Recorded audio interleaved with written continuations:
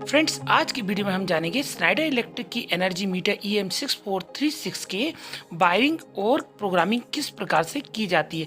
सबसे पहले हम इसमें कनेक्शन जान लेते हैं कि CT और PT के कनेक्शन किन किन टर्मिनलों पे होते हैं। CT के कनेक्शन जैसा कि इसमें दिया हुआ है कि इसमें येलो RYB तीनों बस बार में CT लगी हुई है और CT से जो दो वायर आते हैं उनके connection in S1 A1 S2 A2 और S3 A3 में किया जाता है। इसको हम इस प्रकार से भी समझ सकते हैं, जैसे सिंगल फेस की कनेक्शन दिया गया है S1 S2 जो है S1 A1 में टर्मिनल में कनेक्ट होंगे और इसी प्रकार से 3 फेस के होंगे। तो अगर हम CT में S1 A1 S1 A2 और S1 A3 ये तीनों सीटों के कनेक्शन इसमें दिए हुए हैं जब ये स्टार में कनेक्टेड हो, और इसमें पोटेंशियोमीटर के V1 V2 और V3 और न्यूट्रल के कनेक्शन दिए हुए हैं। अब हम इसकी प्रोग्रामिंग को भी समझ लेते हैं। सबसे पहले हम प्रोग्रामिंग में देखते हैं कि इसकी प्रोग्रामिंग में ये चारों बटन चारों डायरेक्शन में है और इसमें एक इंटर बटन भी दिया हुआ है। इसमें लेफ्ट और राइट के जो बटन अगर यूज़ करेंगे तो हम इसमें वोल्टेज एम्पियर, यहाँ तीनों फेज बताए गए हैं, तीनों फेज के लिए हैं। अगर राइट बटन का यूज़ करेंगे 12, 23 और 31 में तीनों फेज, अगर लेफ्ट बटन का यूज़ करेंगे तो इसमें वोल्टेज, करंट और power factor VLL ampere and power factor ये तीनों दिखाए गए हैं। अब इसके बाद इसको कंटिन्यू दबाएंगे जब लेफ्ट बटन को तो ये RMS वैल्यू आ जाएगी। इस RMS वैल्यू को अगर हमको इसके अलावा इसके और पैरामीटर को हमको देखना है कि इंटीजर फॉरवर्ड है, फोल्ड फॉरवर्ड और डायल जी, ये कुछ पैरामीटर है। हमको सेट वैल्यू की रिक्वायरमेंट है जो यहाँ पे दिया हुआ है सेट वैल्यू। अब हम इस पे सेट वैल्यू पे आएंगे क्योंकि इस सेट वैल्यू से ही पूरे पैरामीटर पुट होंगे। यहाँ व्यू और सेट, अब सेट व्यू यहाँ पे राइट बटन को हम क्लिक करेंगे, यहाँ पे लेफ्ट बटन या अप और डाउन से कुछ नहीं होगा। यहाँ पे सबसे पहले एडिट में जाएंगे और यहाँ पे राइट बटन को क्लिक करेंगे तो एडिट मेन्यू में के अंदर हम इंटर हो जाएंगे।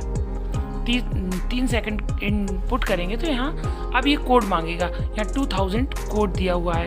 अब हमको इसमें 1000 पुट करना पड़ेगा। अप डाउन की से इसको चेंज कर सकते हैं। 1000 पुट कर दिया, अभी इसको पास हो गया इंटर की दबाने के बाद।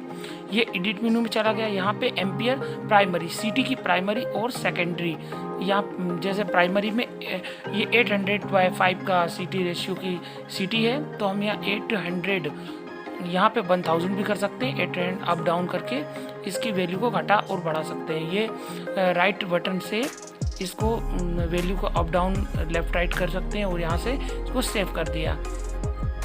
अब यहाँ पे अब हम इसकी सेकेंडरी में 5, क्योंकि 5 का रेशियो है इसमें 5 सेट किया हुआ है और यहाँ 415 वोल्ट है प्राइमरी वोल्टेज 415, तो यहाँ पे 415 सेट करा हुआ है। इसको हम सेट कर देंगे और सेव कर देंगे।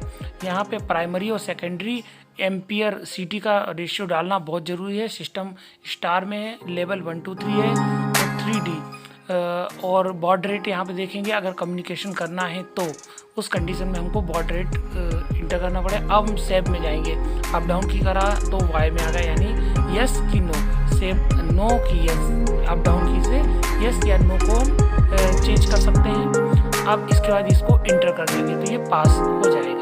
पास होने का दोबारा ये एडिट मेन्यू में जाएगा। इसको हम व्यू अप डाउन करके व्यू और सेट इन सब कहीं भी जा सकते हैं। पहले हमने यहाँ पे अप और डाउन की का यूज़ करके देखते हैं।